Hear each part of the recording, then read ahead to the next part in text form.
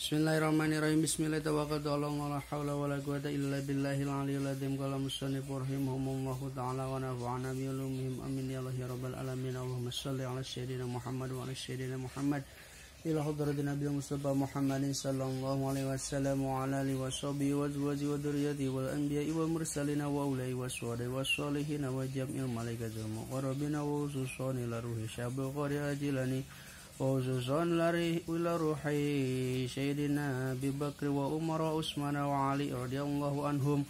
Khususan ruhi musanniful kitab Tanqihul Qawa Sahnawi al-Bantani al-Jawi usul mafuri silatihi wa mu'minina wa mu'minat wa muslimin wa muslimat al-ahiyai minhum wal amat lahumul Fatihah. A'udzu billahi minasyaitonir rajim. Bismillahirrahmanirrahim. Alhamdulillahi rabbil alamin. Arrahmanir rahim. Maliki yaumiddin. Iyyaka na'budu wa iyyaka nasta'in. Ihdinas siratal mustaqim. Siratal ladzina an'amta 'alaihim ghairil maghdubi 'alaihim waladdallin. Rabbighfir lana. Amin. Bismillahirrahmanirrahim. Urang lajengkeun kana pangaosan kitab salajengna urang belajar deui sasarengan sanes bade menggurui kitu tah urang ngalogat sasarengan we ieu mah upami aya logatanana urang samikeun upami salah mangga komentar di komentar. Tanqihul Qaul halaman baraha ayeuna halaman 22 al-babu sani asyara ieu nya hanca urang sadaya teh. Anu katinggalan aya di playlist Tanqihul Qaul. Al-babu sania aribab al-babu sania asyara aribab anu ka-12 fi fadilatil amaimi anu tetep dina mertelakeun atawa eta tetep dina mertelakeun kautamaanana pirang-pirang sorban. Amaim sorban imamah amaim pirang-pirang sorban jama taksir.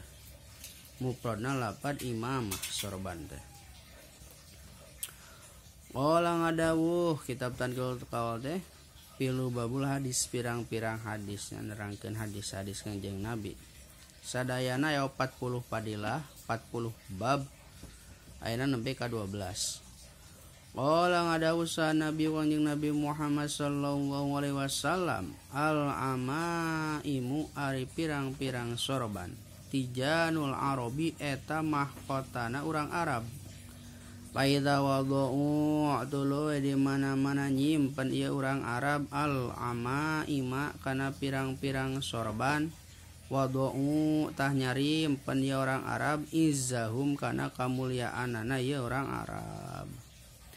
Jadi mahkota orang Arab teh nyaeta sorban. Imamah sorban teh anu disimpen dina luhureun kopeah, anu diputer-puter di luhureun kopeah teh ngaranna sorban.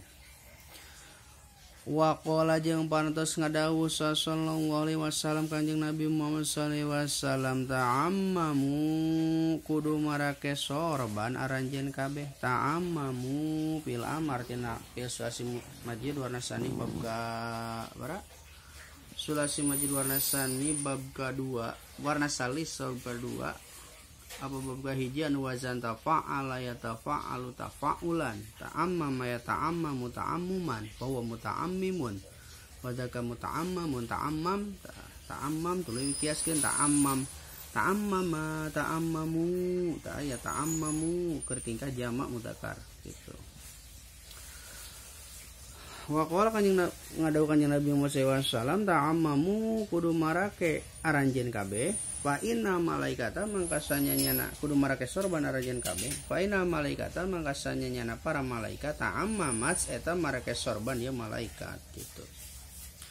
Wa qala jeung pantas ngadawuh sallallahu alaihi wasallam Kanjeng Nabi Muhammad sallallahu alaihi wasallam innallaha sanyana Gusti Allah taala bari mar Gusti Allah wa malaikatahu jeung sareng malaikatna Allah yusalluna eta ngaragungkeun ieu Allah sareng malaikat ala ashabil amaimi ka pirang-pirang anu marake sorban yaumul jumati dina poe Jumat. Wa qala jeung pantos ngadawuh sallallahu alaihi wasallam Kanjeng Nabi Muhammad sallallahu alaihi wasallam Parkuma ari bedana perkara bainana anu tetep ieu ma antara urang sadaya wa bainal musyrikina sareng di antara jalma anu musyrik. Jadi bedana perkara antara urang sadaya jeung jalma musyrik teh al-ama imu eta pirang-pirang sorban saur Kanjeng Nabi. Alal qolani si anu tetep ieu sorban luhureun pirang-pirang kopeah. Tuh, jadi sorban teh anu disimpen di luhureun kopeah, kolanis kopeah. Wa qala jeung pantos ngadawuh sallallahu alaihi wasallam Kanjeng Nabi Muhammad wasallam salat menta pangampura saha malaikatum malaikat alal muta'ammimina ka pirang-pirang anu marake sorban yauma jumati dina poe Jumat. Wa qala jeung parantos ngadawuh sallallahu alaihi wasallam Kanjeng Nabi Muhammad wasallam rakaatani ari salat 2 rakaat bi imamatin kalawan make imamah kalawan make sorban khairun eta leuwih bagus min sab'ina tibatan 70 naonana tibatan 70 salat naonana rakaatan rakaatna bila imamatin kalawan teu make sorban. Jadi saroka 2 rakaat salat 2 rakaat bari make sorban lebih bagus tibatan salat 70 rakaat henteu make sorban gitu. Mata jangan kunaon lamun sok marake udang-udang atau make sorban kitu tak padilahna teh banyak padilahna. Wa qala sareng pantos ngadawuh sallallahu alaihi wasallam Kanjeng Nabi Muhammad sallallahu alaihi wasallam ta'ammamu kudu marake sorban aranjeun kabeh fa inna syayatina mangkasa nyanyana setan la tata'ammam eta henteu marake sorban ieu setan ieu pil nahi ieu pil amar ta'ammam la tata'ammam muta'ammamun.